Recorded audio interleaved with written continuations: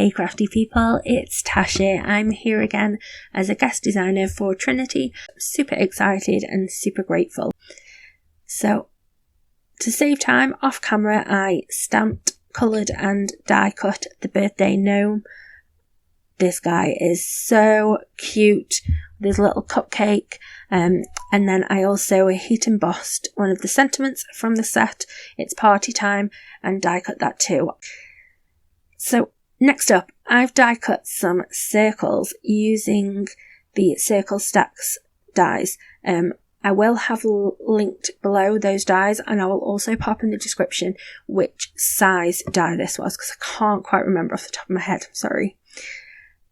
And I've just got that stuck onto a sticky mat along with the layered confetti stencil. This is an older stencil, an oldie but a goodie, and I thought that this would work really well with the theme.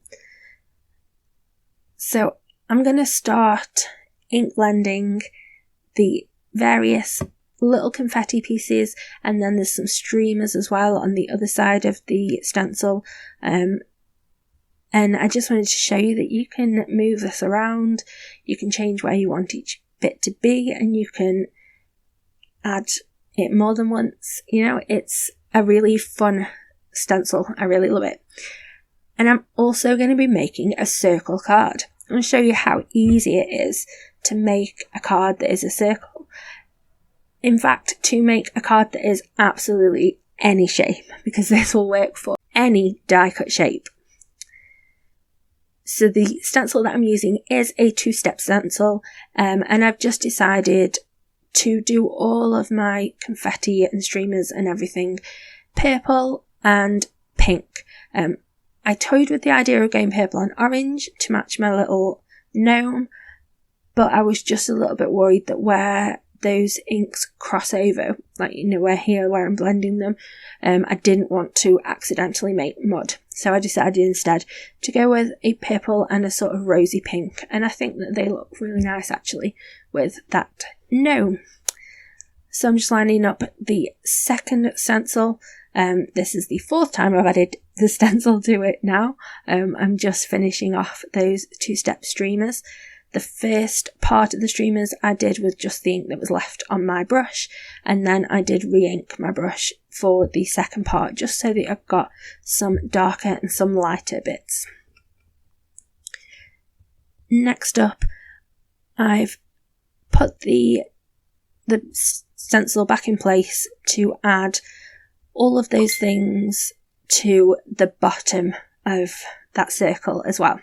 I love how that looks.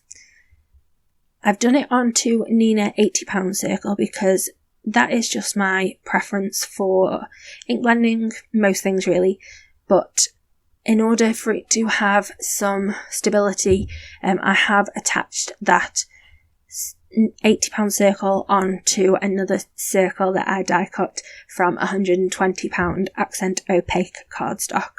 And that's just going to give me the best of both worlds really. It gives me the stability, but also gives me the nicer paper that I prefer to ink blend on. I've got another circle cut from the £80 Nina, and I've added some masking tape, and I'm just ink blending with some really deep oranges to create a little floor. Now, you may think I was going to cut it anyway, so why not just cut it and ink blend on there? Why bother with the masking? I just prefer how that looks. I like the way it makes it look like more 3D, because you've got that darker ink at the top, which would be towards the back. I just prefer how it looks basically, so that's how I did it. But feel free to do however you'd like. So I added my little gnome and also the sentiment with some foam tape. So this is how we're going to make the circle card. I've got another circle that I've cut from that £120. I've put that into my scoreboard and I've scored it. Now, there's no set place that you have to score it. Wherever you think is going to give it some enough space to attach, and somewhere on that shape that you think is quite sturdy.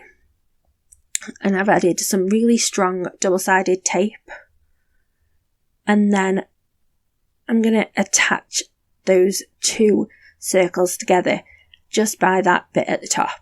And you can see there, because we scored it and crease it well, you can open and close the card. It's perfect. So you don't see anything of the fold from the front, but it perfectly opens and closes. And the size that I used will fit inside a normal standard A2 envelope. So that's super exciting. I added some cute little confetti circle pieces that I thought matched the streamers in the background, and that's my card done. I hope you like it. Let me know if you give this technique a go. It's really handy, really simple, and fun way to create any shape card, whatever die cut shape or size you want to use. Please do give this video a like, drop a comment in the box below if you would like to, and don't forget to hit that subscribe button if you haven't already. I hope that you have a lovely, happy, safe and wonderful week.